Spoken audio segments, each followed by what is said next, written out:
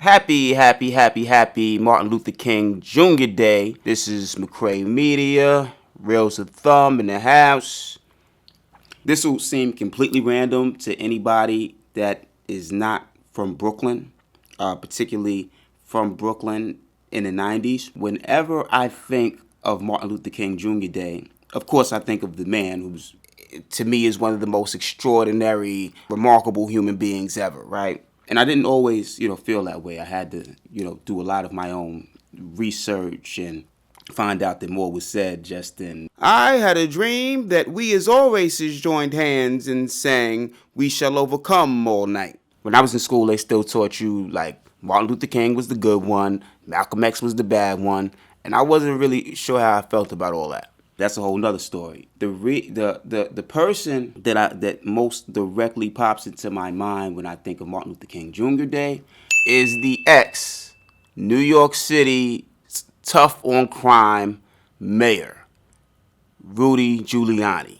I know you like, huh? Giuliani. Now, the reason why Mayor Giuliani is because they gotta still do it. It's a Brooklyn tradition to attend a Martin Luther King tribute program, and it happens at BAM, Brooklyn Academy of Music, third Monday of the year. Shout outs to Fort Greene. Every January, everybody, you see lines and lines of people is outside. That's Brooklyn to me. You want to see Brooklyn at its finest, at its fullest.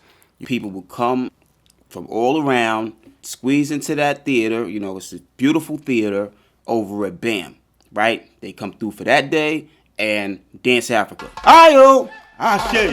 So, the program itself is just like a lot of dedications and special guest speakers, choirs, singers, people giving different accounts of Martin Luther King and his legacy. It was actually really like a positive, really dope program that brought us all together. But for a child, this was the longest thing since waiting for grandma's stories to be over so you could get the TV back.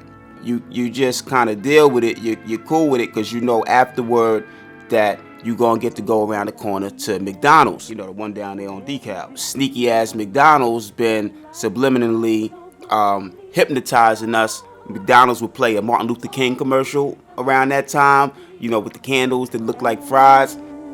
Equality.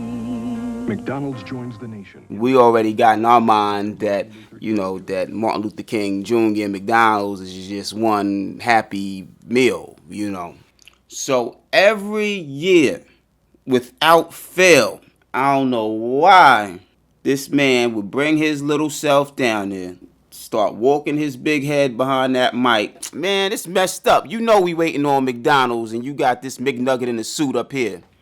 And I mean, he come out there and before he could even get a word out, you would just hear in one Sounds of Blackness harmony, just boo!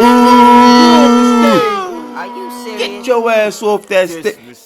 You owe me money. And Rudolph Giuliani be standing up there looking like a substitute teacher. You know how when kids see us a substitute teacher for the day and they just go for blood? Like, don't even try to live out your dreams of teaching today. Like, you basically on detention till 3 o'clock. Brooklyn was booing so loud. I swear, Sandman Sims hopped on the train at 125th Street, got off at Lafayette off the sea, and came in to snatch that man off the stage with a hook. He be determined though.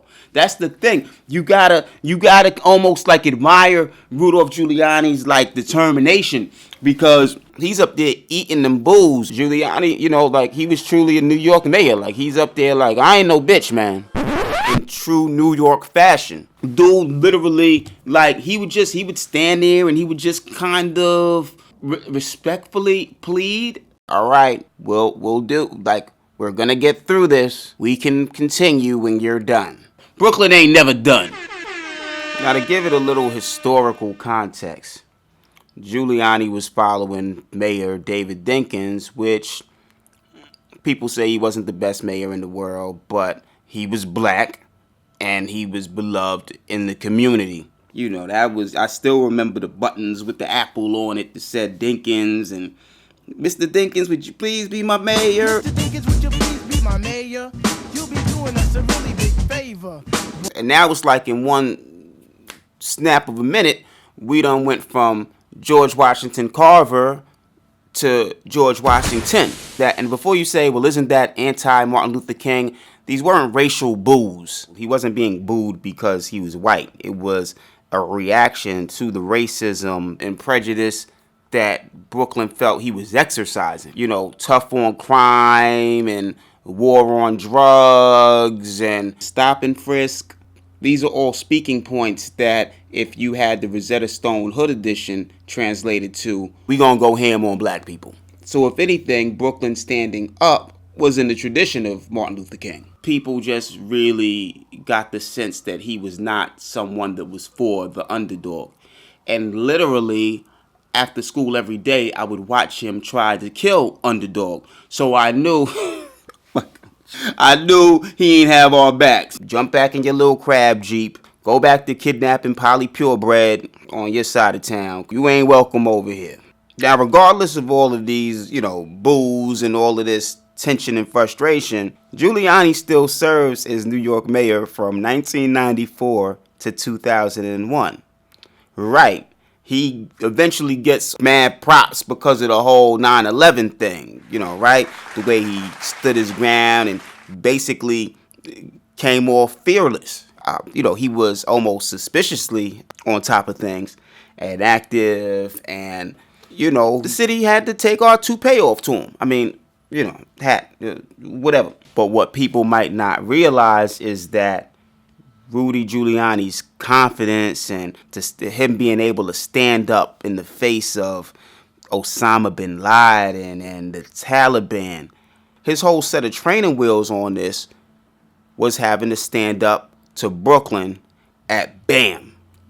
See, y'all didn't even realize Martin Luther King Day impacted the aftermath of 9/11 and why we were able to recover and rebuild at the speed that we did. So special Martin Luther King Day. Shout out to all of you guys out there. And I just want to stress shout outs to my homegirl, Rakia Mays, that you're right. It is to be remembered that this is not the day that we celebrate his death. Okay, that's 4468, right? That's April 4th, 1968. This is not the day that we commemorate Martin Luther King's death, nor do we ever commemorate Dr. Martin Luther King's death. So whoever's got this in their mind or this is an idea, that's as ludicrous as believing that he actually died on the terrace. All right, y'all. McCray Media, I'm going to shut up before I get in trouble. Dr. Reverend Martin Luther King Jr., as your friends called you, Mike, we love you and thank you. Peace and good energy.